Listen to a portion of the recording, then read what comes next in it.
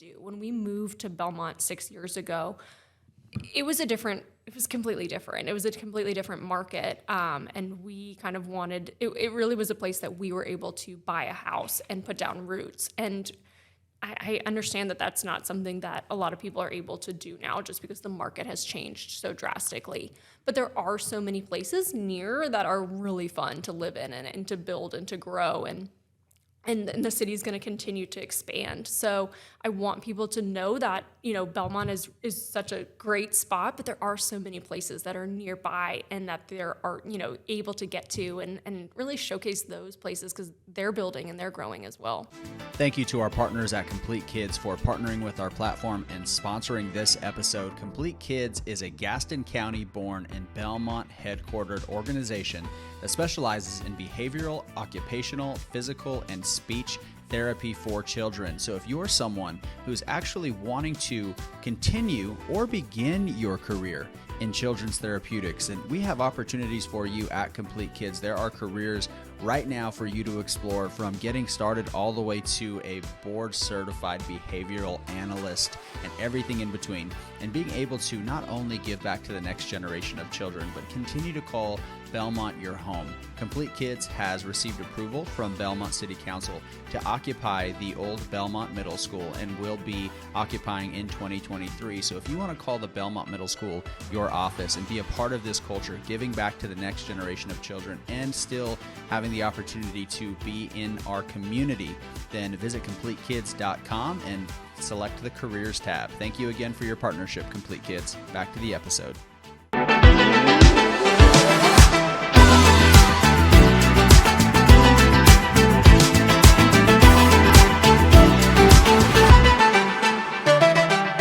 So you were saying you've been here before and you were a part of a panel to gauge what the community wanted to see or what different demographics were? Yeah, so got to speak on a panel and share just more of kind of my perspective. And it really, I was reached out to because of the blog. It really just, they said, you have a great eye and just a different lens for the city. And so can you join for this panel? And so it was a great opportunity to see TechWorks and see how the space had come together because it was still really new at the time, and also just see how many people in the community were so excited about different things. They had people from the Belmont Trolley there at the time, and that it was even still such a new project. Yeah. But just getting to share different ideas. And now, what were some of the perspectives that you were most excited about, sharing? I think just at that time from a younger lens, just having more, fun things to do in the city, and different restaurants and breweries, and just kind of catering to a younger just population. Yeah. Okay. What then have been your top 3 favorite things? That would have been about 6 years ago. Then you were on that panel. 5 years ago. How long would that have been? Because TechWorks been around about that. Yeah, it probably. So I moved to Belmont. It'll be 6 years this summer. Okay. And started the blog not too long after that. So probably coming up on 5 years. Okay. So yeah, it was probably about 5 years ago when they had that. And so yeah, things have definitely changed a lot since then. Yeah. Well, before we get too far, I guess I should probably introduce you, which always seems kind of, counterintuitive, because usually the title of the podcast says Michelle with Belmont and Beyond, right? But we do have Michelle from Belmont and Beyond, formerly known as Belmont Bells. And I have to say, I want you to share more about why the rebrand and what you've done with that. Belmont and Beyond is so cool. I honestly wish we would have come up with the name first, because it is really neat. But, going back to that then, Michelle, thank you for joining us, telling your story. You've obviously been telling the story of the community for a while now through you said vlog, I know through Instagram, but you also have a blog that accompanies your posts, or? No, just Instagram. Yeah. Okay. So let's go back. You're from Atlanta, or you moved from Atlanta? So just kind of grew up all over. I've lived in a lot of different states. My dad was in the Army when I was growing up, and so just all throughout the Northeast, and then really landed in Georgia, right outside of a suburb of Atlanta, and landed there and spent most of my childhood growing up there, and went to high school there, and then went to the University of Georgia. And then kind of moved back for a little while, but I really just didn't want to be in Atlanta anymore. Just wanted to just see what else was out there and really expand. And Charlotte was a great opportunity to do that because it was still really close. Could still drive there and, saw a lot of the city growing. So that was in 2014. My now husband and I moved to actual Charlotte. Did you meet him in college in Georgia? How did you guys meet? Yeah, we met through mutual friends in Georgia. Okay. Well, when you said University of Georgia, in the back of my head, I heard about a dozen people say "Go Dogs." So you're a big Bulldogs fan? I am a huge Bulldogs fan. Like how big? Like when they're playing, are you barking? Is it like that serious? Because I don't think there's a mild fandom for Georgia. They're all crazy. I am not a barker, but yes, definitely. And, and I went to school before we were national champs, like before right now, which is... Before it was cool. So I've been a fan for a very long time, and it's just been great just seeing how the program has changed and grown, and Kirby's really just done such a great job of building it up, and it's so exciting now to watch. Especially the two national championships this past year. Yeah, it's kind of nice. I mean, my two very best friends in the world, Matt and Caroline, they're massive, Georgia fans. Yeah. I mean, massive. Oh, their whole week is ruined if Georgia loses, which, you all haven't had experience in 2-ish years. But, it's really fun to get to partake with them. As I'm from New Mexico, as I told you earlier, and we don't have a football team, at least not one worth cheering for. So I was always kind of agnostic when it came to college football. I would just cheer for whoever was playing. I really just I had no fandom. On the opposite side in the NFL, you're going to judge me for this, massive Cowboys fan. Oh. So it was die hard, but in college I just got to enjoy it. So when I first moved here, Clemson was still doing pretty well, and I love Dabo Swinney, and I also like to be kind of counter culture and, just like pick a fight. So UNC hates Clemson, Georgia hates Clemson. So I'm going to continue to root for Clemson. Last year and the year before, I did pick up through Matt and Caroline a little bit of affinity towards Georgia. Yes. But I will say, because I'm from New Mexico, had a lot of love for Texas teams usually. I was born very close to the border there. Sure. So I was slightly pulling for TCU in the national championship. And that was just, that couldn't have been fun for you, right? Did you enjoy that game? That was not fun for anyone. Or as a Georgia fan, you loved seeing that blowout? I mean, it was kind of nice because it was just like, oh, I can breathe. And even for me, I was like, oh, a lot of people are like, oh, at halftime, I was like, oh, it's over. And even me, I was like, it wasn't until the third quarter that I was kind of like, okay, now I feel like I'm good and, can actually just absorb it and be excited about it. Well, you can never get too cocky. One of our other friends, also a massive Georgia fan, is also a Falcons fan. So he doesn't trust anything until it's done. I mean, Georgia could have been up 50, and until the 2-minute warning, he's like, all right, I think we can relax now. Yeah. So he's lived a pretty anxious life to this point. Who's your NFL team? Panthers. I'm sorry. Yeah.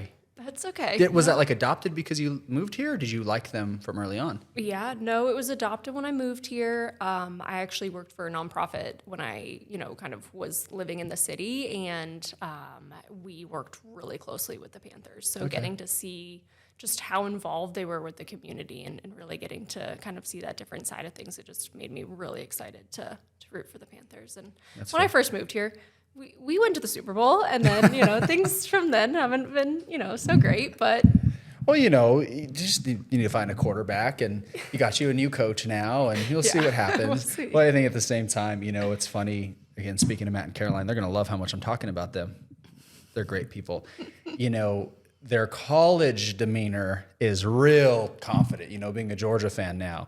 Well, let's not talk about our Panthers, let's not talk about that fandom. But anyway, we didn't come here to talk about football, but either way, just getting to know you, this helps to paint the picture. You're a Georgia fan, you're also a Panthers fan, so you have average taste, I think, is the the takeaway from there. But let's talk. I'm used to going up and down, so it's fine. Yes, well, again, as a Cowboys fan, I'm just used to feeling down. So I know. Anyway, let's go back to so you've been here for about 6 years. You said coming upon that, and your page, you have an awesome following. You post awesome content. Tell me about the original inspiration for what was originally Belmont Bells. Was it originally Belmont Bells, or was there another name? Yeah, it was originally Belmont Bells, and so.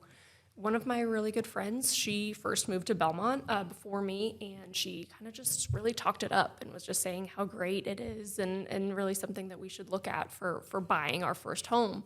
And I was like, okay, let's give it a shot. And so came down, fell in love with downtown, as most people do, and really just wanted to be here. And after we found a place, her and I kind of were out one night and we were just like, there's really not a lot of people talking about Belmont. And we came from the city, like I said, and this was back when Charlotte Agenda was still Charlotte Agenda before it became Axios.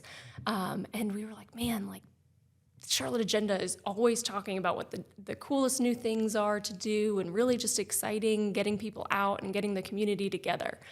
So like, hey, why don't we like do that for Belmont? Like, why don't we show millennials how cool this suburb can be and like how much fun there is to do outside of the city?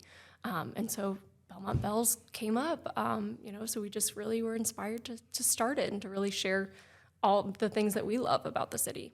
And you did it with your friend at the time. Is it still both of you that contribute to the page? So that's kind of what the rebrand came in. She started a family and really just kind of started stepping back from some of it. So she still sends me, a lot of great tips and a lot of things, if I haven't seen them. But I did take over the page full time on my own. Well, you have an awesome following. I think I checked right before we got started, 2,740 followers, which is huge. You have more than double the amount of voting base in Belmont. Do you know that? I did not. Like 1,000 people usually vote in Belmont every cycle. Like so for like local government, city council, mayor, things like that.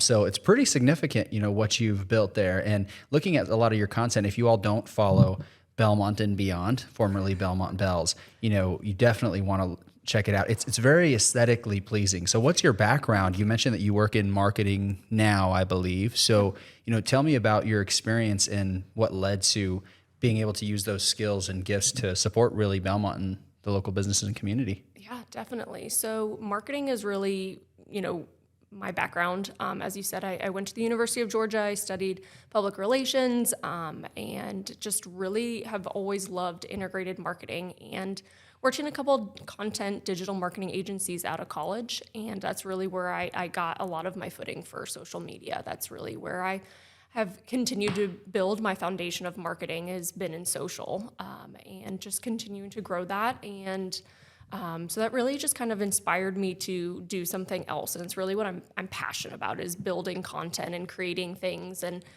what I love about the blog is with Instagram is getting that opportunity to really also play with photography and kind of do some photo editing, which is, something that, again, I'm not trained to do it. And I just do it just because I like it and I have fun. And, it's something for me to do and to also be able to spread that community awareness. Yeah, but that's what makes it so much fun is it's very authentic and it's real. And I think we, really exist, especially now in a time where people really want that authenticity and that personal touch. So, you did this well before, obviously, this climate, but especially now after COVID, people want to connect with people. We are all privy to all of the other marketing,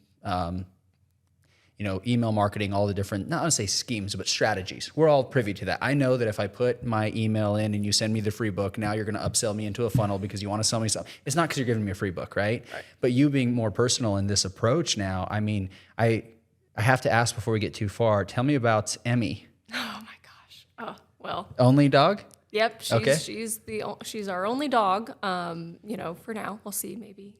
You all can't see that, but we're going to overlay Jonathan, Belmont John, find Emmie on Instagram. Let's showcase her a little bit. We've got tons of photos. I'm happy to send. She seems like you put her on the main stage more than yourself on this page. Oh my gosh. Yes, definitely. That was always kind of at least when it started, that was really kind of, she was going to be the superstar of it. So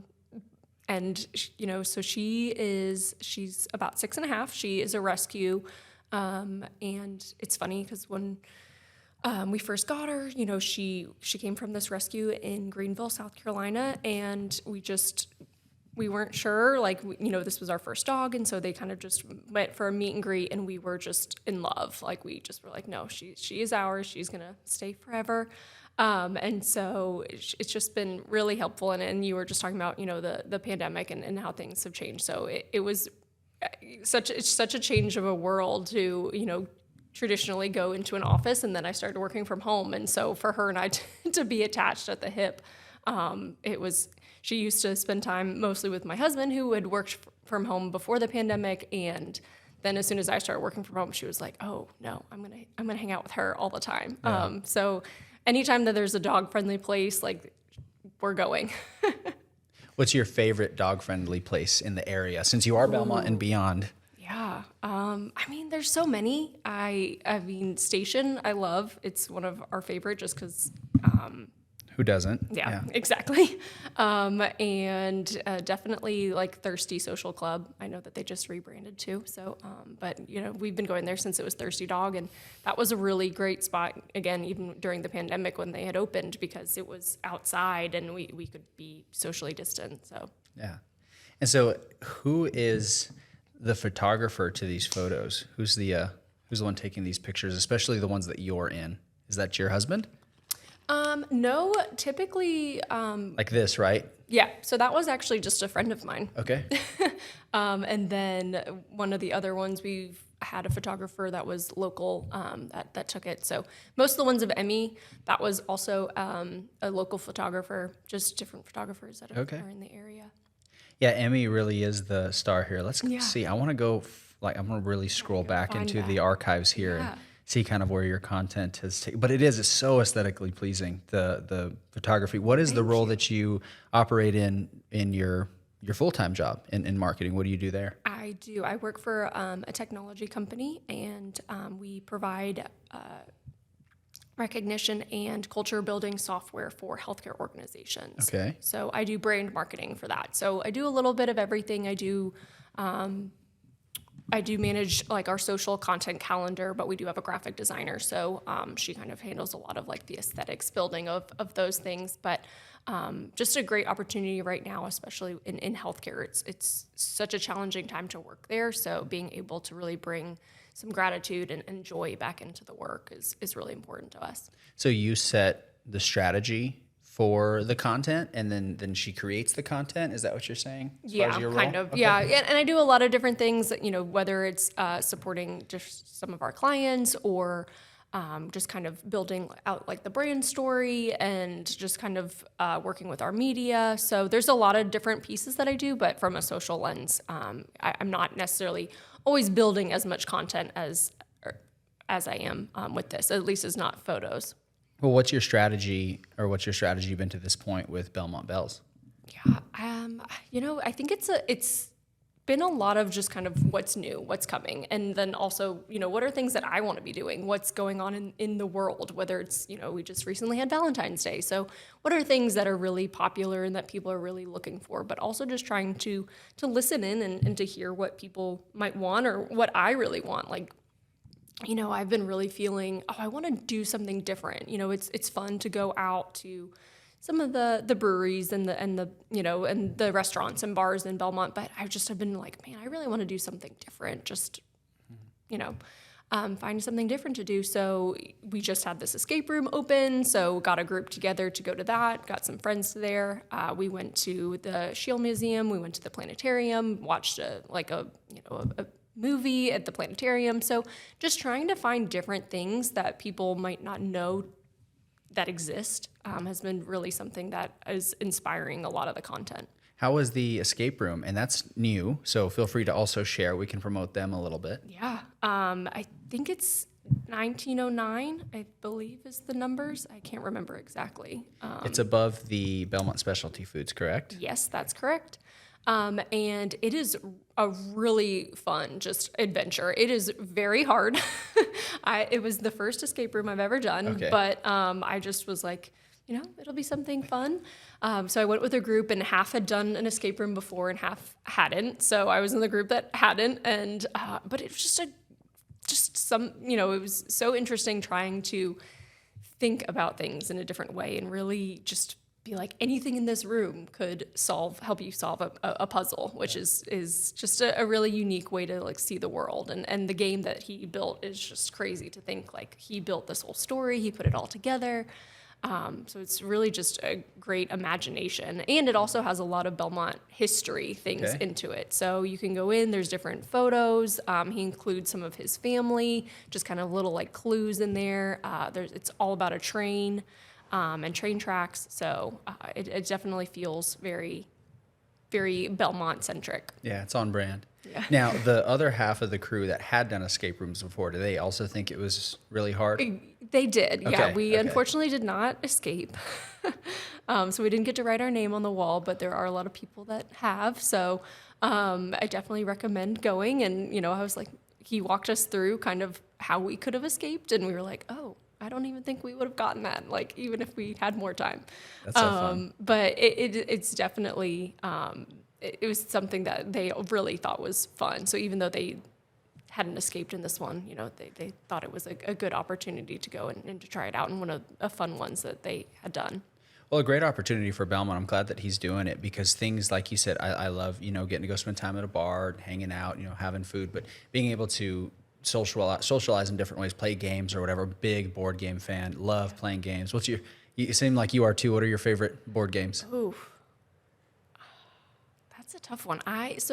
Typically for Christmas, we always get a new game, and it's just something that we get to do like as a family on Christmas. So I don't know if I have one that's like my favorite. I really just like, even if we only play it that one day on Christmas, it's just something, fun after we've opened the presents. And so this one was worst case scenario.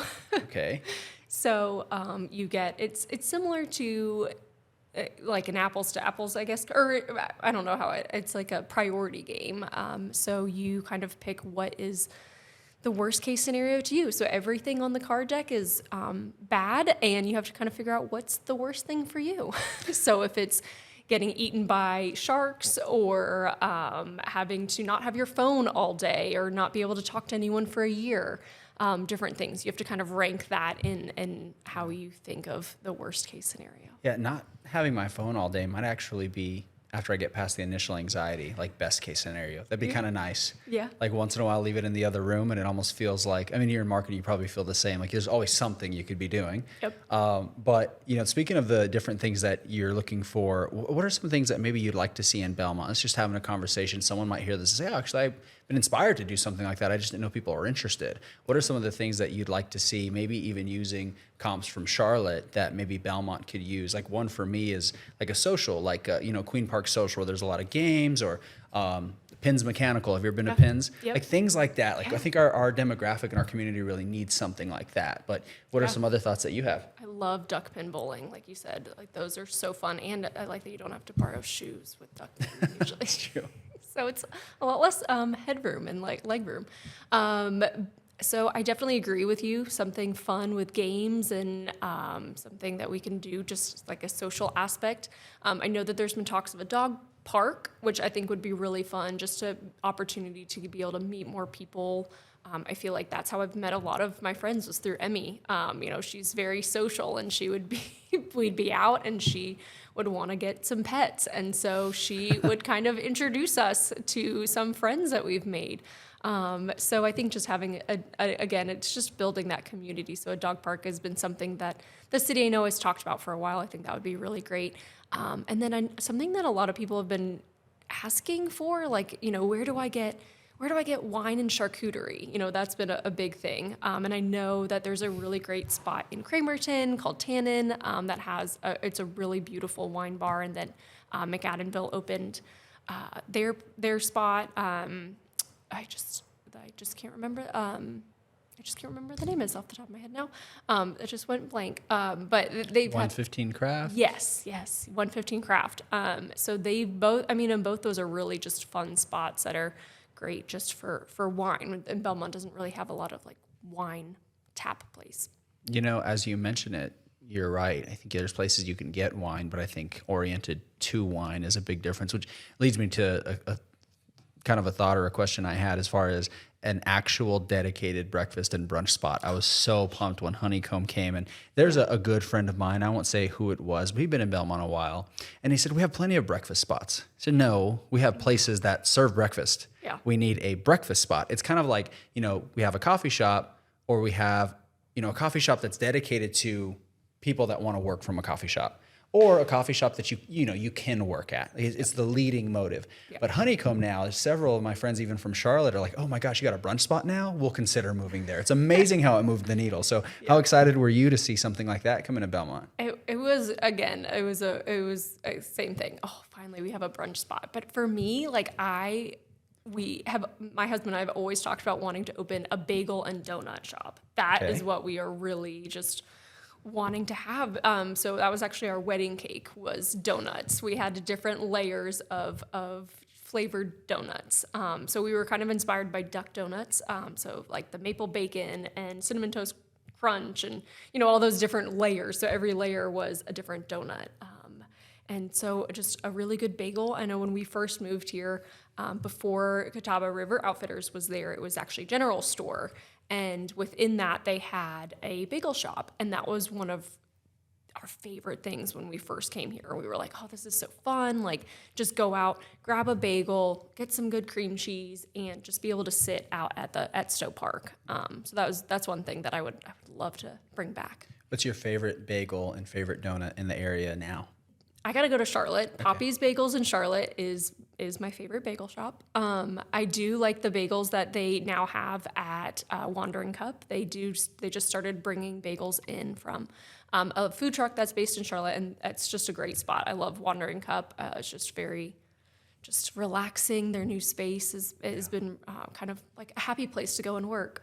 And then donuts, Yum Donuts in Gastonia. Oh my gosh, they are huge. They have been selling out of their donuts. Like, they are just incredible. Can't say enough good things about it. It is currently Friday at 1:35, and I'm about to throw away the whole week of workouts thinking about these donuts.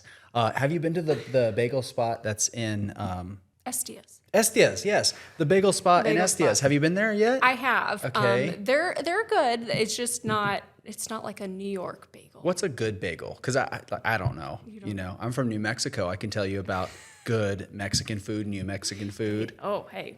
Spanish food. Yeah. But I can't tell you a good bagel. Like, what makes a good bagel? From the person who's one day going to open a bagel and donut shop. And just so you know, I'm not going to let you, like, you have to do that now. Oh, great. Like, that's going to happen now. So that's going to be awesome. Someone right now is like, oh, that's great. Let's do it. Hey, you know what? I'm happy to help market it and to support it. But I know nothing about actual making of these items. I'm definitely not someone you want in a kitchen. You could find someone. Yeah. You do the marketing. I do the marketing though. I'm like, I have all these great ideas, but I just, I need to get the right someone else to put the product together. I would say what makes a really good bagel would be like it's gotta be like a big crunchy bagel, and it's usually crunchy on the outside and then really soft on the inside. But yeah, I would just say like New York. I don't know how to describe them. So tell me about you and your husband's vision for a bagel and donut shop. What's his name, by the way? Jeff. Jeff. Hey, Jeff. So the vision there, how long have you all been thinking about that and why? For years. I think just because donuts have always been, like I said, our thing. We had it as our wedding cake, and they're just so fun to like photograph. For me, I'm always like, oh, that's really fun. So that's always just been kind of like our idea. And one night we were just kind of out with friends and we were talking about like, hey, I wish there was, they're from up north and northeast. And they were like, yeah, we really do need a bagel shop. And so we were all just kind of, it was back at Luna Ombre, which I miss dearly. And it, we were all just, over a couple glasses of wine. We were like, oh, this would be really a fun thing to do. It would just really fit in. So the concept is called, I don't know if I should share on that. You don't have to. It's proprietary. You don't have to if you don't want to. Okay. We'll keep it secret. You can tell me when we stop recording. Okay, yes. Perfect. Yeah. But okay, so you've been thinking about that. What separates you from now and opening the shop? Oh, I think it's just like I said. We wouldn't know what to do. We're not like restaurant entrepreneurs. We just I'm a marketing person, so. Patrick and Ryan Murphy, you know what to do. Have you met them yet? I don't think so. They are the brothers behind Heirloom and Honeycomb. Oh, okay. And they're our age-ish. And I'm totally assuming your age. Just you said millennials, so they're our age, but they opened that, and a big passion of theirs. And Patrick shares it a little bit in the interview I did with him about Honeycomb.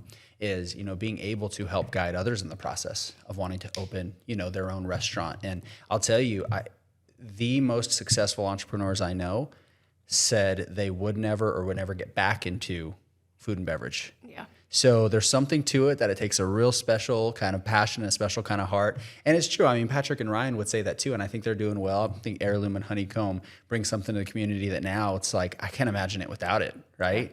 But now they're going to be reaching out to you, probably give you a conversation, but it's good. I mean, I think at the same time, being able to say, well, let's pursue it. And if it works out, it does. If it doesn't, at least you tried. But again, at the same time, you're pretty young, so yeah, you got a lot of time ahead of you to try something and fail.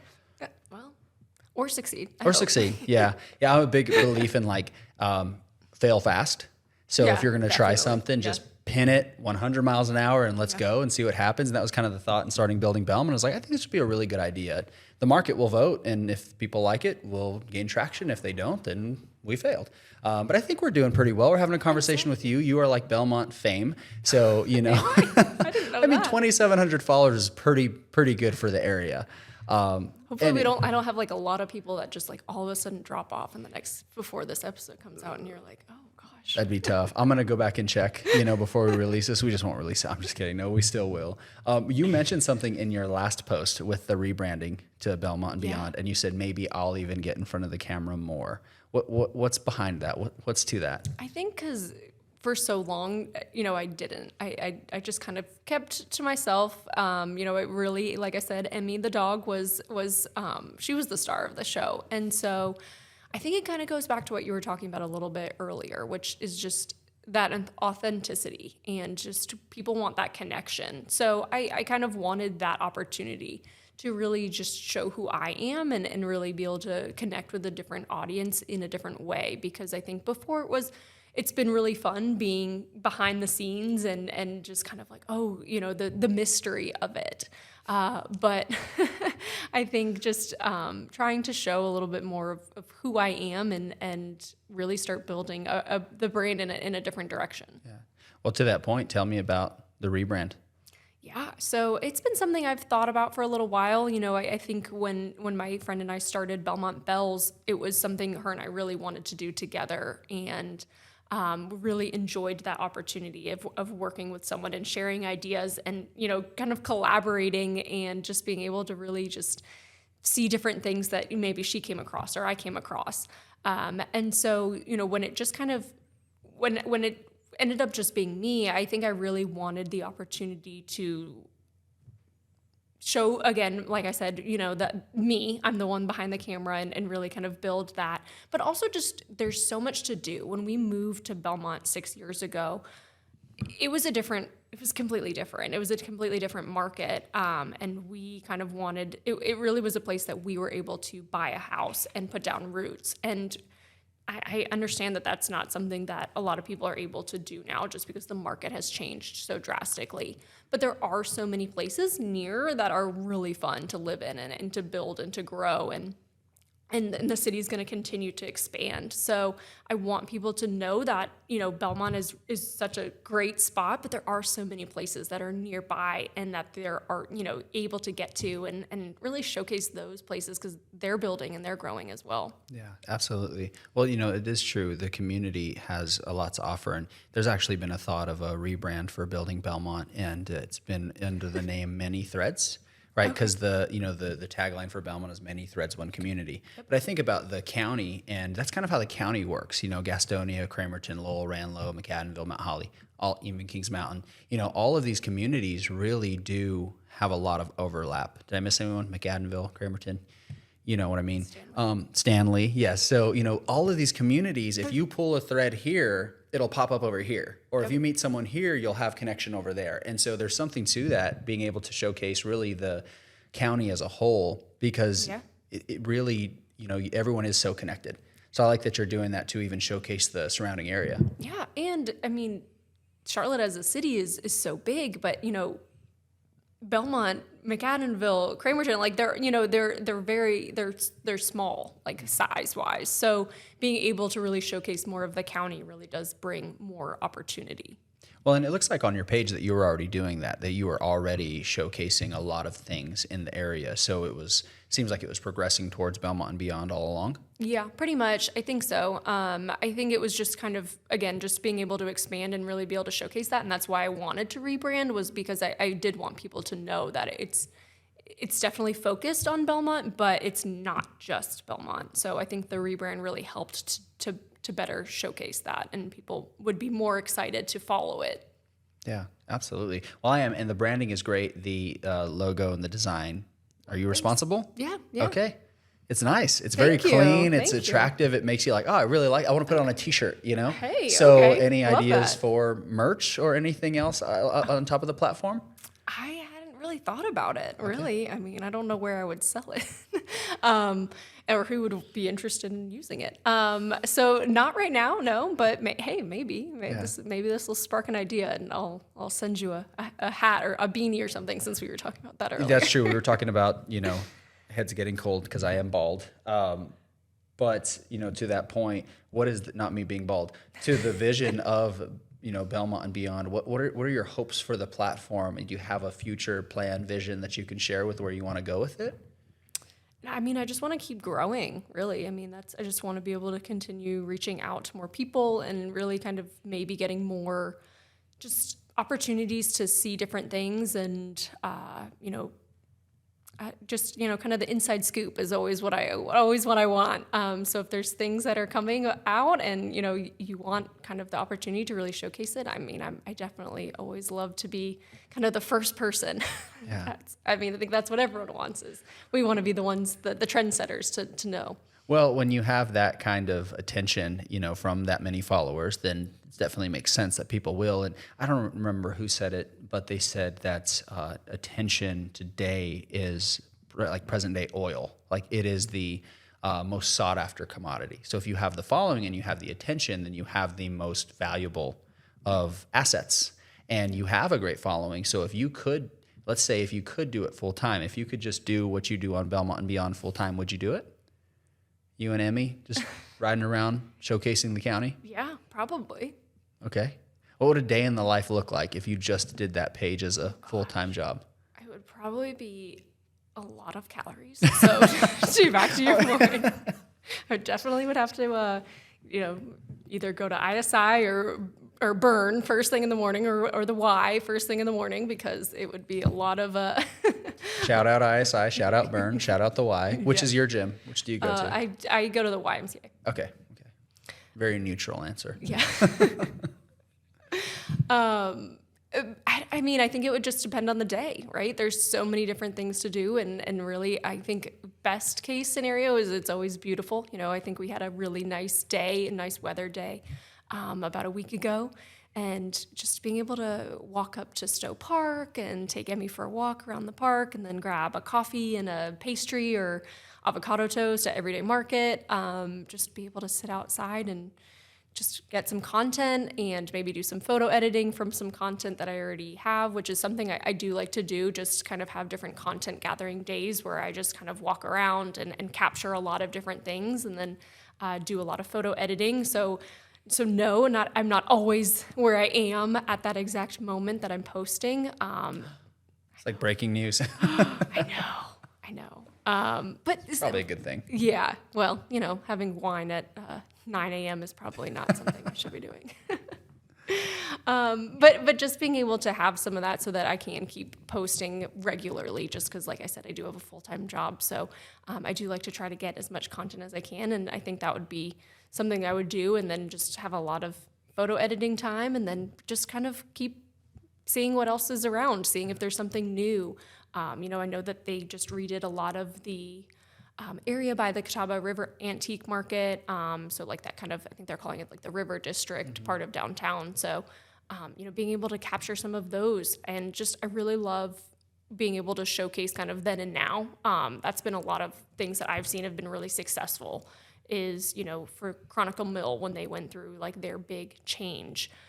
just being able to post kind of like, here's what it looked like before, here's what it looks like now. Mayworth's did like a huge rebrand and refresh of their space in Cramerton and showing, then and now and the before and afters. People love before and afters. So. Yeah. So it sounds like you would tell more of the whole story if you had the time and the capacity to do it. Yeah, definitely. Okay. I think that's interesting because, local media doesn't really exist. And, we're both in media to varying degrees with the podcast or with your page. And, I think that it's really crucial because it humanizes people. And we, especially through COVID, got in the mindset or too comfortable with treating people like they weren't human, like they were monsters or that they were the enemy. And what you're doing humanizes and gives a face to the people in the community. So I think that's important because it's too small for us not to, support and care for each other and provide for each other. And we can't do anything about, the world at large, but we can be more impactful to connect people in our community. So I like that that's what you're doing in a very aesthetically pleasing way through the page. There are a few pages around here, and it's so fun how people love this community so much to do things like the podcast and Belmont and Beyond. And, but what separates your page if, really more so highlighting what you do from some of the other pages that exist in Belmont as you see it? I mean, I think that there are so many great opportunities, so many great pages and so many people putting out great content. I mean, you have met so many. I mean, every time I see a new podcast episode, I'm like, oh my gosh, like he knows everyone. He gets to talk to everyone. So I definitely agree. There's so many great resources, and it's such a change because I feel like when I first came here, there wasn't really like a lot. And so it's been really fun just to see it kind of continue to grow. I think for me, the way you kind of mentioned like the aesthetic, and I think that's kind of where I like to maybe differentiate myself is being able to kind of curate a little bit differently in the way that I'm posting. Well, and it seems like your page looks a lot more like it looks like an art gallery. Like it's something that you want to, peek in, and it's a different perspective of something you see 100 times if you've been in, downtown Belmont or anywhere else. So it is like art. Do you also enjoy the writing side or more of the photography or the visual side more? I like them both, but I would say writing is probably more of where I actually enjoy just finding. I'm a really punny person. Like I love a good pun. So I just love like play on words and puns. So I would say the writing is just as fun as the photos. Okay. Any thoughts to pair like a blog with the outside of the captions, but like an actual blog site with your page, or have you already? I have not. I have thought about it. Again, it's just kind of a time thing. It's like, how to fit it all in.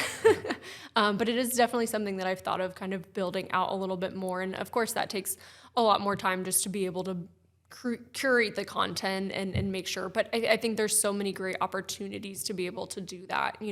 Like I was just saying, Valentine's Day was recently. So, kind of some of the great spots to get different Valentine's Day items, gifts and things like that. And there's just so many great opportunities for that. February is Black History Month. So spotlighting, Black-owned businesses in the area is really important. So I think there's a lot of opportunity to continue to build and diversify the content. Yeah, I think that's awesome. Would you start a podcast? No, I would not. Why not? Why would I want to compete with you? You already got it. You got it on lock. Would you collaborate with a podcast? Oh. If one already were to exist? Yeah, sure. Okay. Yeah, I guess it depends on what it is, but yeah, I think it's always fun just to be able to continue to build and expand the brand and, help people and really I guess it would just depend on what it is. But yes, I do. I currently kind of work with a podcasting company as part of my role at my full-time job, just kind of working with episodes and marketing those. And it's been really an interesting. It's not a medium that I had a lot of experience with until about 14, 15 months ago. So just diving in and realizing how big of a network it is and how much the podcast space is growing has been really just eye-opening. Yeah. Well, I'd love to know from the people that do listen. I'm going to clip this. I'm going to put it on Instagram. I'm going to tag you in it. We'll collaborate. If you want to see Michelle start a podcast or be more frequent on our podcast, let us know. Say yes in the comments or no in the comments. I hope more people say yes. But no, genuinely, there's a lot going on. There's a lot of great voices behind these pages. There's, Eileen with Belmont NC Happenings, and then your page and Belmont Babes, and, all these different pages that are supporting the community of Belmont NC living, and, being able to create some more opportunity for us to collaborate. Like, I would love to just have this table full of all of those people that are doing that, and we're just talking Belmont. That'd be really fun. Yeah. So we'll talk about this more, but I'd love to have you be more of a contributor on the podcast and have you back. And again, I'm going to clip this, so you tell us if you'd like to see Michelle on the podcast more. And again, there's a lot of room for collaboration. And at the same time, if you ever did want to start your own podcast, I'd be 100% behind you. You have a different voice, a different perspective, different skills, and people connect with that. And ultimately, that's the point, is about connection.